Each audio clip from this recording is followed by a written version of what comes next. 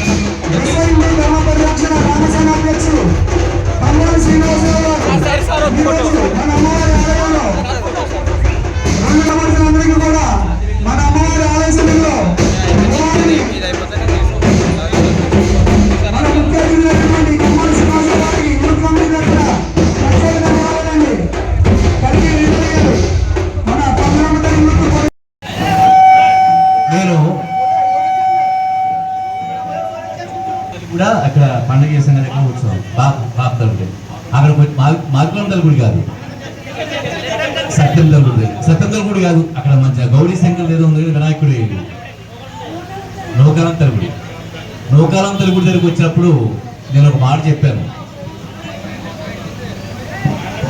శ్రీరంగపట్నం నా కుటుంబాన్ని నన్ను కలపడానికి ఎవ్వరూ అడ్డుకోలేదని చెప్పిన ఒక మాట చెప్పాను.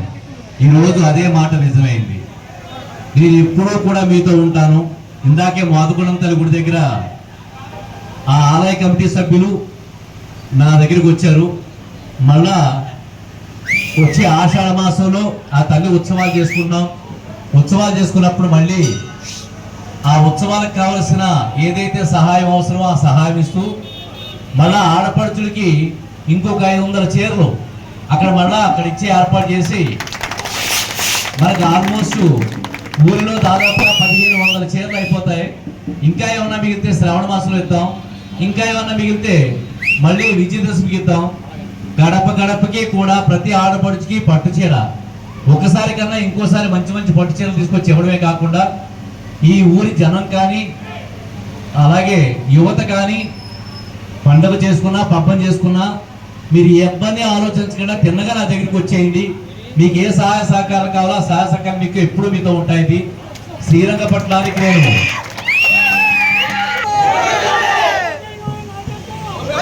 ఈ రోజు వరకు కూడా ఏ ఊరికే నేను ఇంతగా చేయలేదు.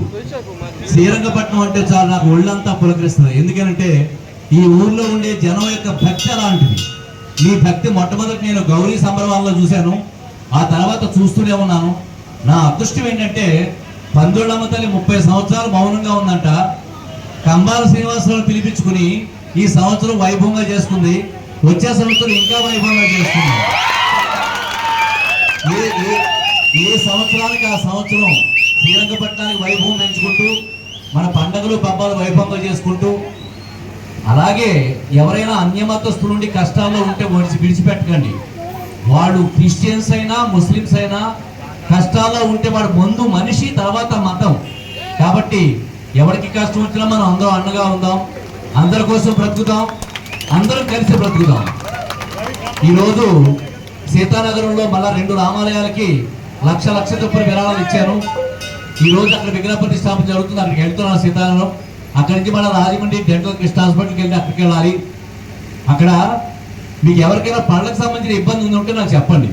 ఎందుకంటే మీరు 100 రూపాయలు ఖర్చు పెట్టే చోట 50 రూపాయలు అయ్యేలా నేను చేస్తాను. ఎందుకంటే అక్కడ కృష్ణా డెంటల్ హాస్పిటల్ చెప్పి నేను పంటి వైద్యం చేసుకుంటే ఆయన నేను చేసే సేవా కార్యక్రమాలను చూసి ఆయన ఎంతో మురిసిపోయి ఆయన ఏ కార్యక్రమం చేస్తున్నా సరే నేను ఇన్వైట్ చేస్తున్నాడు. వాడు ఇంటర్నేషనల్ ఇంకేదో స్టార్ట్ చేస్తున్నాడట, దానికి ఇన్వైట్ చేశాడు.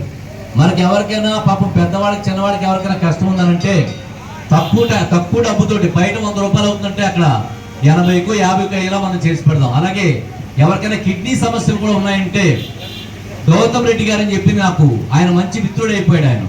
నేను ఆపరేషన్ చేయించుకొని ఆపరేషన్ ఆయన అప్పటి నుంచి నా సేవా కార్యక్రమాలు చూసి నేను ఎవరిని పంపించినా కానీ వాళ్ళు తక్కువ డబ్బులు చేస్తున్నాడు. అంటే కార్పొరేట్ సంస్థలో చాలా డబ్బు అవుతుంది, మనం వెళ్ళి చెప్తే కాస్త తక్కువలో చేసి పెడతారు.